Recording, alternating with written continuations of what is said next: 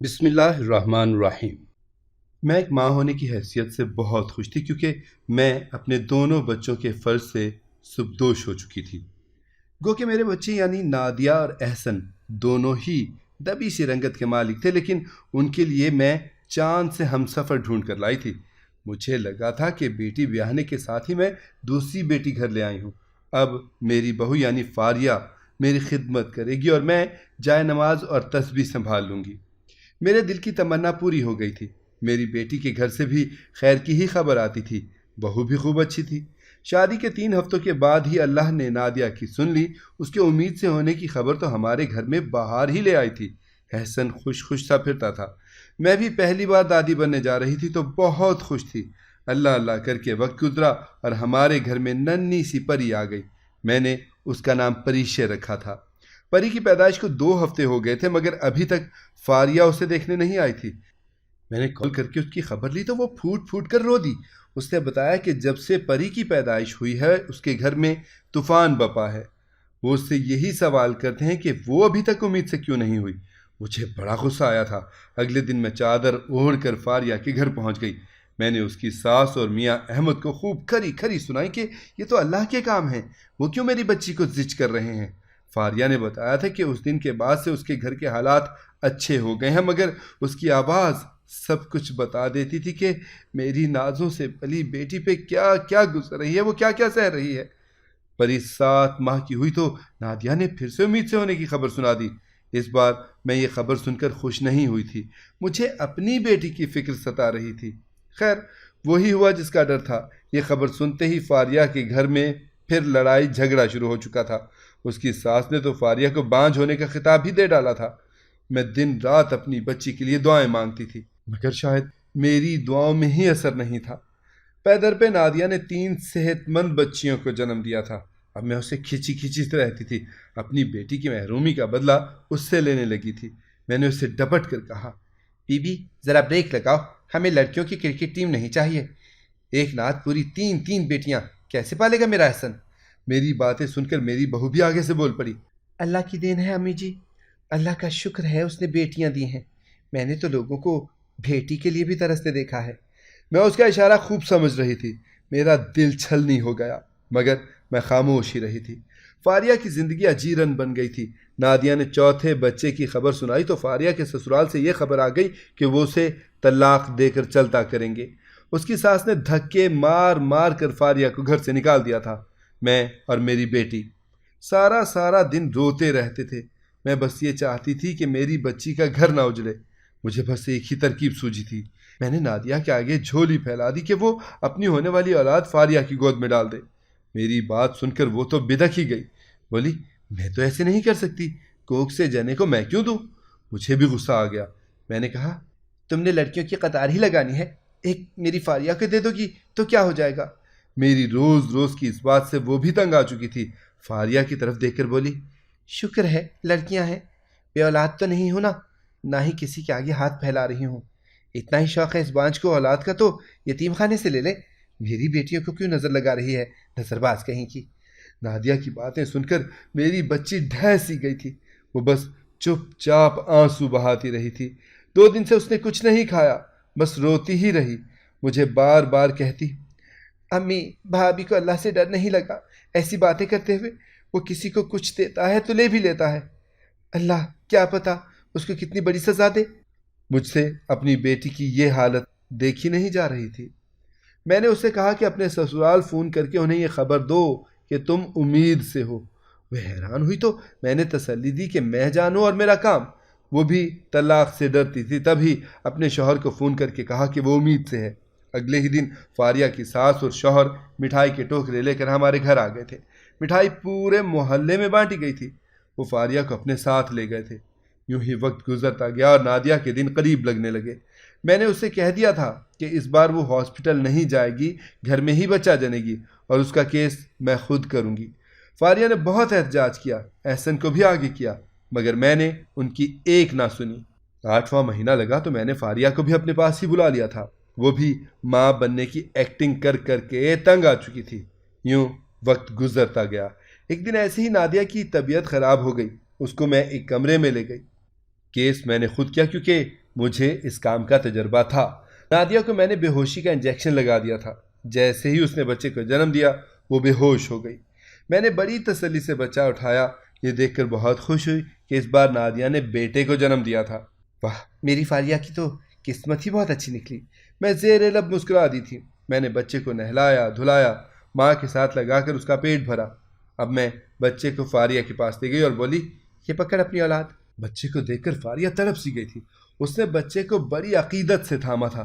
وہ روتی جاتی اور بچے کو بوسے دیتی جاتی۔ یہ منظر دیکھ کر میرا دل خوش ہو گیا تھا۔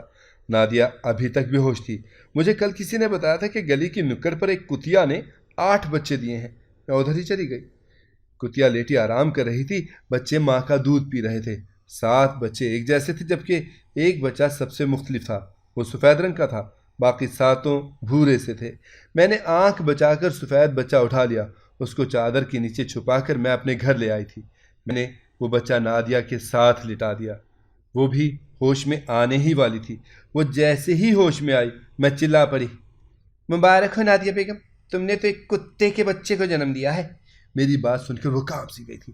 وہ روتے ہوئے بولی، امی جان ایسے تو نہ کہیں، کہاں ہے میرا بچہ؟ مجھے ملنا ہے اس سے۔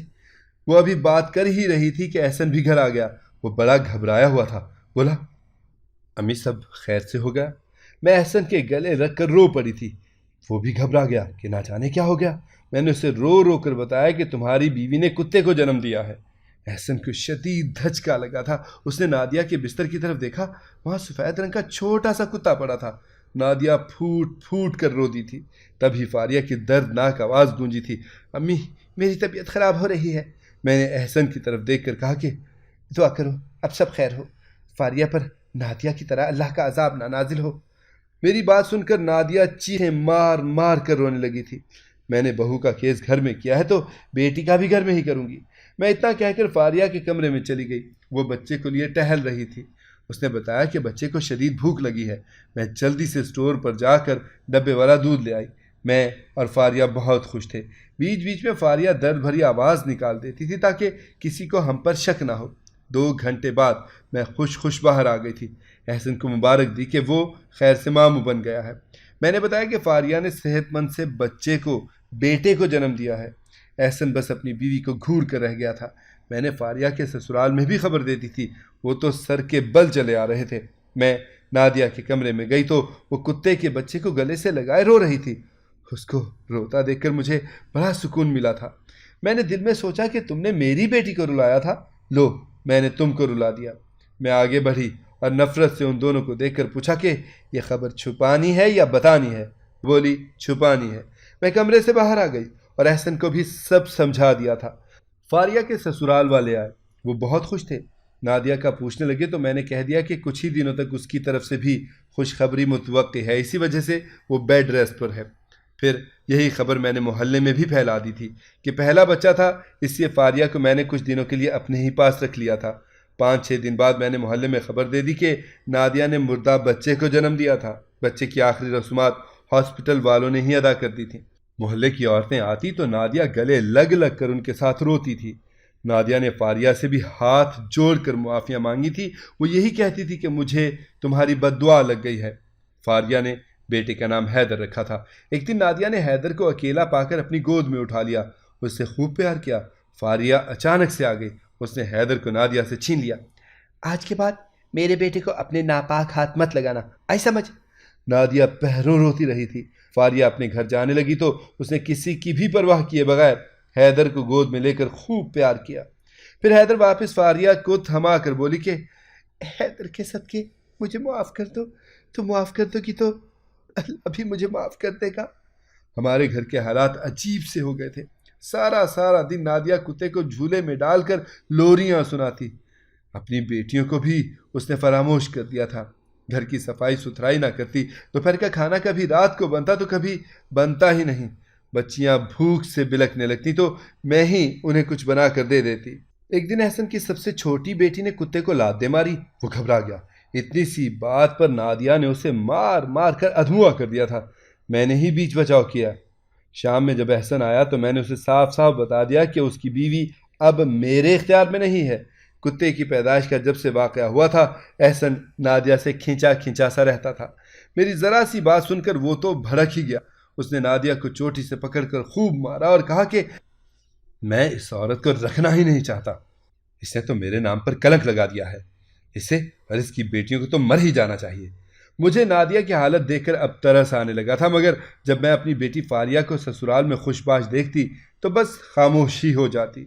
کتا اب کافی بڑا چکا تھا۔ ایک دن فاریہ اور اس کا شوہر ہمارے گھر آئے تو کتے نے ان پر بھونکنا شروع کر دیا۔ نادیہ اسے جلدی سے کمرے میں لے گئی۔ نہ جانے کیسے آنکھ بچا کر وہ کمرے سے باہر نکل آیا۔ اس نے آتے ہی فاریہ پر حملہ کر دیا۔ نہ جانے وہ کتا مجھ سے اور فاریہ سے اتنی نفرت کیوں کرتا تھا؟ کیا خبر اسے معلوم ہو کہ ہم دونوں نے اس کی مالکن کی زندگی تباہ کی ہے۔ فاریہ چیخ پڑی تھی۔ احسن کو شدید غصہ آیا تھا۔ اس نے کتے کو پرے ہٹا کر اس کے پیٹ میں ٹانگ ماری اور اسے پرے پھینک دیا تھا۔ اب وہ کتے کو گھر سے باہر نکال رہا تھا۔ نادیہ بھاگ کر احسن کے پاس گئی اور بولی، احسن معاف کر دے، اسے بچہ ہے ابھی، آہستہ آہستہ سمجھ جائے گا نا، اب پلیز اسے معاف کر دے۔ اتنی سی بات پر کوئی اپنی اولاد کو گھر سے تھوڑی نکالتا ہے۔ مہمانوں کے سامنے یہ بات سن کر احسن اپنے آپ میں نہیں رہا۔ اس نے نادیہ کے منہ پہ تھپڑ مارا اور چلایا، بکواس بند کر اپنی پاگل عورت۔ پھر وہ کتے کی جانب متوجہ ہوا، اس پر لاتوں ٹھڈوں کی برسات کر دی تو وہ بہت گھبرا گیا تھا۔ اس نے آج سے پہلے کبھی یہ سب نہیں دیکھا تھا۔ اسے تو نادیہ گلی کی نکڑ تک بھی نہیں جانے دیتی تھی۔ وہ ڈرا سہما ادھر ادھر بھاگ رہا تھا۔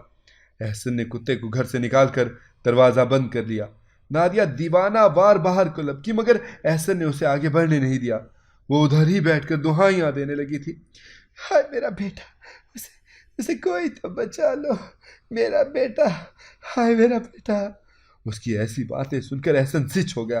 اس نے نادیہ کا ہاتھ چھوڑ دیا۔ نادیہ بھاگتی ہوئی باہر گئی، مگر وہاں کتے کی لاش دیکھ کر وہ تو پگلا ہی گئی تھی۔ کسی تیز رفتار گاڑی نے اسے ٹکر مار دی تھی۔ نادیہ ادھر ہی زمین پر بیٹھ کر آہ بکا کرنے لگی تھی۔ اس کے محلے کے لوگ حیران ہو کر اسے دیکھ رہے تھے۔ میرے اور احسن نے بڑی مشکل سے اسے سنبھالا تھا۔ ہم اسے گھر لے آئے، مگر وہ اب بھی روتی جا رہی تھی۔ باتیں کرتی کرتی وہ بے ہوش ہو جاتی تھی۔ اس کا یہ حال بڑے دن تک رہا تھا۔ ادھر حیدر 2 سال کا ہو گیا تھا، بڑا ضدی سا بچہ تھا۔ فاریہ کے پاس وہ بالکل بھی نہیں ٹکتا تھا۔ فاریہ جیسے ہی اسے گود میں لیتی وہ رونے لگتا، تڑپنے لگ جاتا۔ فاریہ کے پاس وہ صرف تب آتا تھا جب اسے نیند آ رہی ہوتی یا جب اسے بھوک لگی ہوتی تھی۔ نادیہ نیند دیوانی سی ہو گئی تھی۔ سارا دن کتے کو یاد کر کے روتی رہتی تھی، پھر میرے پاس آ کر بیٹھ جاتی، میرے پاؤں دباتی رہتی اور معافیاں مانگتی رہتی تھی۔ امی جی، اللہ سے کہیں وہ مجھے معاف کر دے، فاریہ سے بھی میری سفارش کر دینا۔ جب بھی فاریہ ہمارے گھر آتی نادیہ اس کے لیے خوب دعوت کا اہتمام کرتی، رنگ رنگ کے کھانے بناتی، حیدر کو ہتھیلی کا چھالا بنا کر رکھتی۔ اب فاریہ کو بھی سمجھ آ گیا تھا کہ نادیہ اس کے راستے کی رکاوٹ نہیں ہے، اس لیے وہ نادیہ کو حیدر سے پیار کرنے دیتی تھی۔ حیدر بھی نادیہ کے ساتھ بڑا مانوس ہو گیا تھا۔ جب وہ نادیہ کی گود میں ہوتا تو فاریہ کے پاس جانے سے انکار کر دیتا تھا۔ یہ دیکھ کر مجھے اپنا ظلم یاد آ جاتا تھا، میں نے کیسے معصوم سے بچے کی ماں اسے چھین لی تھی۔ وقت گزرتا گیا، بچے بڑے ہونے لگے تھے۔ نادیہ کی 3 بیٹیاں جوان ہو گئی تھیں۔ فاریہ کا حیدر بھی بڑا ہو گیا تھا۔ 3 لڑکیاں ادب، آداب اور سلیقے میں ایک سے بڑھ کر ایک تھیں، جبکہ فاریہ کا حیدر عجیب بد مزاج جھگڑالو سا لڑکا تھا۔ فاریہ اور اس کی نہیں بنتی تھی۔ فاریہ نے تو محبت کی انتہا کر دی تھی، مگر حیدر ہی محبت کا جواب محبت سے نہ دے پاتا تھا۔ وہ فاریہ کو کسی گنتی میں نہیں جانتا تھا۔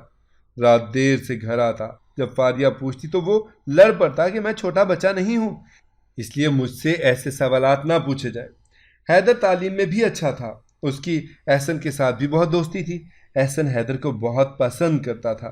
احسن کی بیٹیوں کے رشتے آنے لگے تھے۔ احسن نے اپنی دونوں بڑی بیٹیوں کی بڑی مناسب جگہ شادی کر دی تھی، جبکہ چھوٹی بیٹی ثنا کے لیے بہت اچھے رشتے بھی آتے رہے تھے، مگر احسن خاموش ہی رہا۔ یہ اس دن کی بات ہے جب حیدر کو ایک بہت بڑی فرم میں نوکری مل گئی تھی۔ وہ مجھے اور احسن کو بھی خوشخبری سنانے آیا تھا۔ ہم سب بہت خوش ہوئے تھے۔ حیدر کے جانے کے بعد احسن میرے پاس آ گیا تھا۔ وہ بولا، امی، مجھے حیدر اپنی ثنا کے لیے بہت پسند ہے۔ ثنا حیدر سے 1.5 سال ہی بڑی ہے، یہ کوئی اتنا خاص فرق نہیں ہے۔ میری خواہش ہے کہ آپ فاریہ سے اس رشتے کے بارے میں بات کریں۔ احسن کی بات سن کر میرا تو دل ہی بیٹھ گیا تھا۔ مجھے سمجھ نہیں آ رہی تھی کہ میں کیا کہوں۔ احسن، مگر ایسے کیسے ہو سکتا ہے؟ میری بات سن کر وہ غصے میں آ گیا اور بولا، امی میری ثنا میں کس چیز کی کمی ہے؟ میں خاموش ہی رہی۔ احسن کے جانے کے بعد میں نے فاریہ کو فون کیا تھا۔ فاریہ کے تو رونگٹے ہی کھڑے ہو گئے تھے۔ ہم دونوں عجیب سی کشمکش میں پھنس گئی تھیں۔ اب نوبت یہ آ گئی تھی کہ ہر 2 دن بعد احسن مجھے مجبور کرتا کہ میں فاریہ سے کہوں کہ ثنا کا رشتہ لے کر آئے۔ میں خاموش ہو جاتی تو وہ لڑنے جھگڑنے لگتا تھا۔ گھر کے عجیب ہی حالات تھے۔ میری طبیعت بھی بگڑنے لگی تھی۔